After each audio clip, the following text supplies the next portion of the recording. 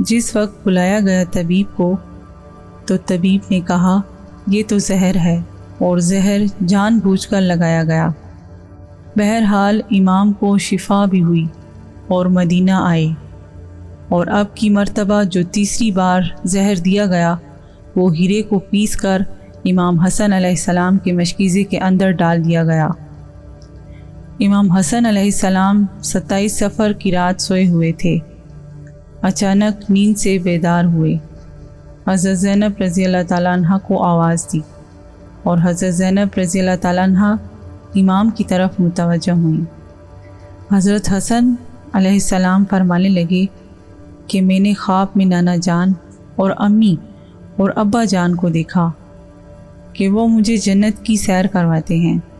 میں نے نانا جان سے عرض کیا کہ آپ میرے حالات سے باخبر ہیں۔ مجھے تمانچے لگائے گئے، میرے پیروں تلوں سے مسلح کھینچا گیا، کتنا ستایا گیا۔ میرے سامنے اس وقت مدینے میں میرے والدین کو گالی دی جاتی ہے۔ یا رسول اللہ، میں اس دور سے گزر رہا ہوں۔ آقا محمد مصطفیٰ صلی اللہ علیہ وآلہ وسلم نے فرمایا کہ صبر کرو، تم بہت جلد ہم سے آ کر ملنے والے ہو۔ امام حسن علیہ السلام نے ایک اور خواب دیکھا کہ آپ کی پیشانی پر قل ہو اللہ شریف لکھی ہوئی ہے۔ یہ خواب جب لوگوں نے سنا تو خوش ہوئے، لیکن آپ کے شاگرد سعید ابن حسیب نے سنا تو آپ نے فرمایا کہ مولا، اگر یہ خواب کی تعبیر پوری ہو گئی تو سمجھ لیجئے آپ بہت جلد دنیا سے جانے والے ہیں، کچھ ہی دن بچے ہیں۔ یہ خواب تو تھا ہی، سب لرزے ہوئے تھے۔ اس خواب نے اور لرزا دیا۔ امام حسن علیہ السلام نے کہا، بہن میں نے خواب میں دیکھا۔ حضرت زینب نے پوچھا کہ یہ کیسا خواب ہے؟ امام نے مشکیزہ لانے کا کہا، اور مشکیزے سے جب پانی پیا تو مشکیزے میں موجود جو ہیرا پیس کر ڈالا گیا تھا وہ آپ کے پیٹ میں چلا گیا۔ روایتوں میں آتا ہے، مورخین لکھتے ہیں کہ آپ کے کلیجے کے 72 ٹکڑے ہوئے، بعض نے لکھا کہ 80 ٹکڑے ہوئے، بعض نے لکھا کہ آپ کی آنتوں اور کلیجے کے 100 سے زیادہ ٹکڑے ہوئے۔ جب آپ کہہ کرتے تو وہ ٹکڑے ہو کر گرتے۔ سوچیے ذرا، یہ ہیرا کیا ہوتا ہے؟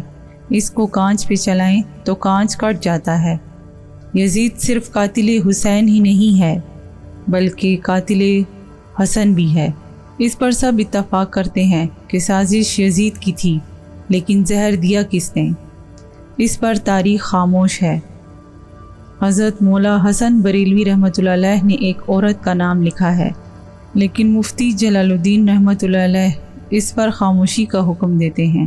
مورخین اس میں اتنے الجھے ہوئے ہیں کہ کوئی واضح موقف پیش نہیں کیا جاتا، لیکن پڑھے لکھے لوگ ہیں، ان کے لیے ایک بات ہے کہ زہر دینے والا کون ہے۔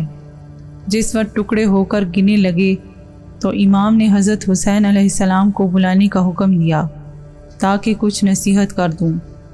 حضرت حسین علیہ السلام جب آئے اور حالت دیکھ کر گلے مل کر خوب روئے۔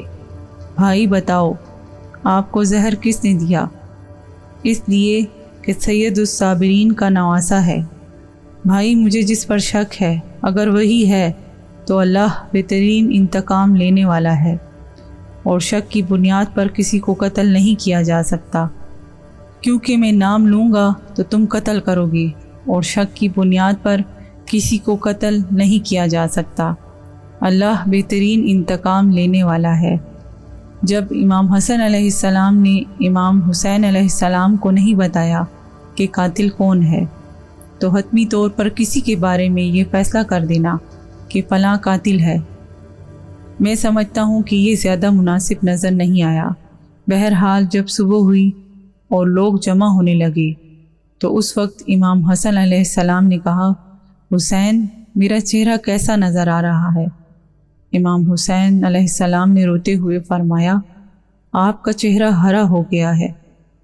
مسکرا کر کہا، اس تکلیف میں مسکرایا ہے حسن، جس تکلیف میں لوگ ساری خوشیاں لوگوں کی چھن جاتی ہیں۔ حسن علیہ السلام مجتبیٰ نے جب سنا کہ میرا چہرہ ہرا ہو گیا تو فرمایا حسین یاد ہے نا، نانا کی حدیث معراج مکمل ہو گئی ہے۔ لوگوں نے پوچھا کہ حدیث معراج کیا ہے؟ فرمایا کہ جب میرے حضور صلی اللہ علیہ وآلہ وسلم معراج پر گئے تھے اور ہماری پیدائش بھی نہیں ہوئی تھی تو نانا معراج پر جنت کی سیر کر رہے تھے، تو جنت میں 2 محل دیکھی، ایک ہرا تھا اور ایک لال تھا۔ اس وقت رضوان جنت نے کہا کہ یا رسول اللہ، جاتے جاتے اپنے شہزادوں کے محل بھی دیکھ جائیں جن سے پوری جنت کا حسن دوبالا ہوتا ہے۔ حضور مصطفیٰ صلی اللہ علیہ وآلہ وسلم نے فرمایا کہ یہ ہرا کس کا ہے اور لال کس کا ہے؟ کہا کہ لال تو حسین کا ہے، ہرا حسن کا ہے۔ میرے حضور صلی اللہ علیہ وآلہ وسلم نے پوچھا کہ رضوان یہ تو بتاؤ کہ حسن کا ہرا کیوں اور حسین کا لال کیوں؟ تو رضوان کی گردن جھک گئی اور آنکھوں میں آنسو آ گئے۔ اہل بیت کی محبت میں رضوان جنت بھی روتا ہے، جبکہ جنت میں کوئی رو نہیں سکتا۔ جنت میں وہ ہے جہاں رویا نہیں جاتا، لیکن یہ شہادت حسنین ہے، اسے جب جب بھی یاد کیا جاتا ہے تو رضوان جنت بھی روتا ہوا نظر آتا ہے۔ رضوان کی عرض کرنے کی ہمت نہ ہوئی۔ حضرت جبریل علیہ السلام آئے اور عرض کی، یا رسول اللہ، میں بتاتا ہوں، اللہ کے حکم سے یہ ہرا اس لیے ہے کہ حضرت حسن علیہ السلام کو زہر دیا جائے گا اور ان کا چہرہ اور جسم ہرا ہو جائے گا، اور حضرت حسین علیہ السلام کو کربلا میں شہید کیا جائے گا، اور شہادت کی وجہ سے خون سے سارا جسم لال ہو جائے گا، اس لیے حسن کا ہرا اور حسین کا لال محل ہے۔ دیکھا حضور صلی اللہ علیہ وآلہ وسلم کی یہ حدیث معراج پوری ہو رہی ہے۔ اس کے بعد حضرت حسن علیہ السلام نے لوگوں کو جانے کا حکم دیا اور گھر والوں کو ٹھہرنے کا کہا۔ اس وقت مولا حسن علیہ السلام کے 3 یا 4 بیٹے تھے۔ ان بیٹوں میں ایک بڑا بیٹا 7 سال کا تھا، وہ بڑا خوبصورت تھا، نام اس کا قاسم تھا اور ماں کا نام فروہ تھا۔ فروہ قاسم کے سر پر ہاتھ پھیرتی اور اپنے شوہر کی طرف دیکھتی، گویا ان کے سامنے اپنی بیوگی گھوم رہی تھی۔ ہائے بیوگی، ہائے بے بسی، ہائے بے بسی، لیکن زبان سے کچھ کہہ نہ سکتی تھیں۔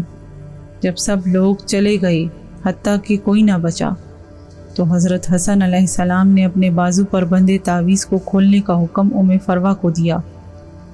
تعویذ کھولا اور کھول کر حضرت حسن علیہ السلام نے کہا کہ میرے بیٹے قاسم کو میرے پاس لاؤ۔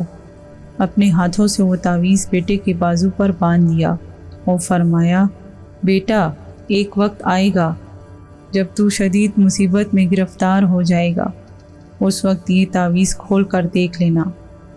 اس کے بعد حضرت حسین علیہ السلام کو بلا کر وصیت کی اور کہا، حسین صبر سے کام لینا، اور میری تمنا ہے کہ جس وقت میرا جنازہ اٹھے تو مجھے نانا کے قدموں میں دفن کر دینا، میں اپنے نانا کے قدموں میں دفن ہونا چاہتا ہوں۔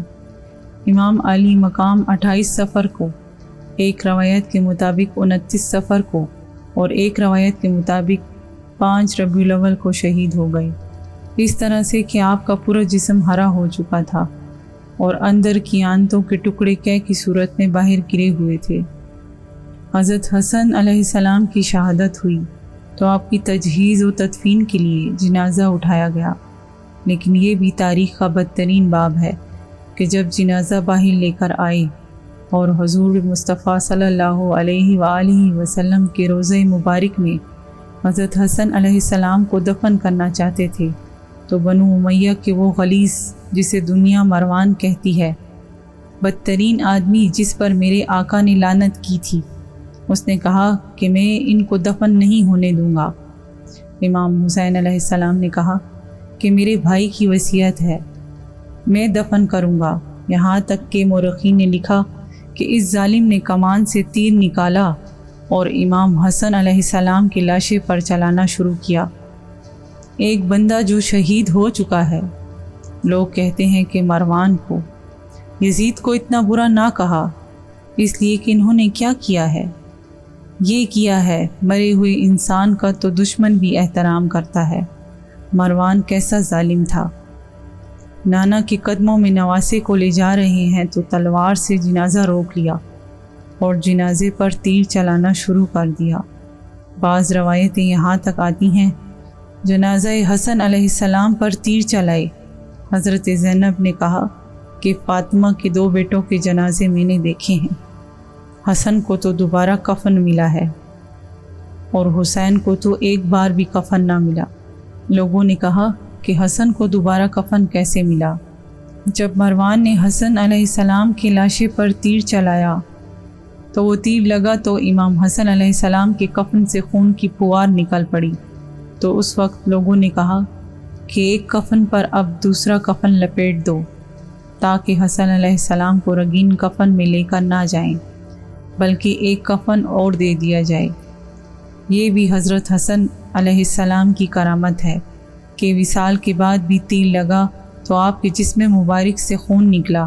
کسی نے امام حسین علیہ السلام سے کہا، شہزادہ حسن کی یہ وصیت تھی کہ مجھے حضور اقدس صلی اللہ علیہ وآلہ وسلم کے قدموں میں دفن کریں، لیکن انہوں نے یہ بھی تو کہا کہ اگر مروان آڑے آئے تو مجھے امی جان کے قدموں میں دفن کر دینا، آپ اس پر بھی عمل کر سکتے ہیں۔ پھر امام حسن علیہ السلام کو حضرت فاطمہ رضی اللہ تعالیٰ عنہ کے قدموں میں دفن کر دیا گیا۔